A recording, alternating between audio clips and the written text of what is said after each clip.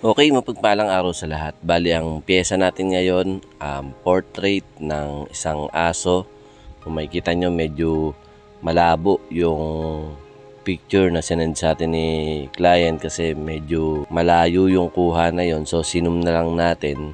Tapos, inedit natin para medyo mapalinaw natin yung portrait na gagawin natin. Medyo maliit lang yung portrait na gagawin natin. Bali, ang gamit kong size dito, 7 Magnum sa shader. Yan po yung una kong ginawa, mga black. Tapos etong pinaka ilalim nung upper lip niya, medium wash po yung ginamit ko dyan. Tapos mamaya papatungan ko naman siya ng pink at saka ng medium skin tone na ipangukulay natin dun sa dila. Importante kasi ilagyan natin ng medium wash or mga brown, mga dark para magmukhang realistic dun sa part na yun kasi medyo madilim yung part ng upper lip. Syempre loob na ng bunganga, medyo hindi na siya masyado natatamaan ng liwanag kaya dapat medyo madilim. So ganun yung gagawin nating kombinasyon dun sa part ng pinaka ilalim ng upper lip niya o yung loob ng bunganga.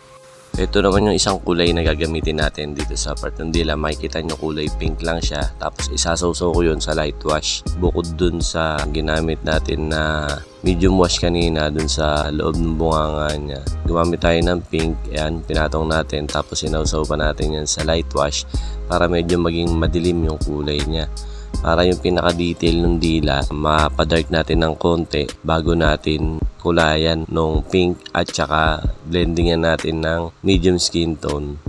Dito naman sa mata, medyo pinapalambot natin yung itsura ng mata niya kasi solid yung pagkakalinya natin kanina ng 3RL. 3RL lang po yung ginamit ko dyan sa mata niya kanina, pati sa pag-shading ng pinaka-eyeball niya. 3RL lang po. Tapos ngayon, pinapalambot naman natin yung itsura ng mata niya gamit yung 7 Magnum. So dalawang size lang ng needle yung ginamit natin dyan. Isang 7 Magnum at saka yung 3RL para sa mga detalye.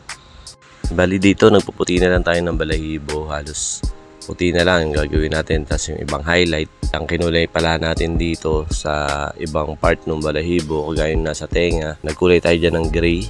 May mga part na kulay gray din dyan. Tapos dun sa may ibang part meron tayong light flesh tone. Meron din tayong light brown na kinulay dyan or pwede rin medium brown kung ano yung nakikita nyong kulay. So dahil puti yung kulay ng aso, medyo light yung kulay, nagsuggest ako kay client na baka pwedeng lagyan namin ng konting background para mas umangat yung pinaka portrait ng aso na ginagawa namin. So dapat dark yung ikukulay mo sa labas niya kasi kulay light or kulay puti yung kulay ng aso para mas umangat. Kumbaga magkokontrahan sila. Dark yung ikukulay mo sa labas para umangat yung kulay ng pinaka-karakter. So kinulay ko dun true green o pwede rin dark green, tapos binlending ako lang siya ng teal na kulay. Tapos pinalagyan niya ng halo yung pinaka ibabaw ng ulo kasi wala na yung aso niya. Ang dating parang anghel na siya, ganoon. At yun, ito na yung finished product natin. Sana may napulot kayong konting kaalaman dito sa video na to. Kung meron kayong mga gustong talakayin natin, i-comment nyo lang po sa baba at susubukan natin magawa ng video. Maraming salamat sa panonood. Magkita-kita po ulit tayo sa mga susunod na video. Ako po si Nads Galarpe na nag-iiwan sa inyo ng isang mapagpalang araw.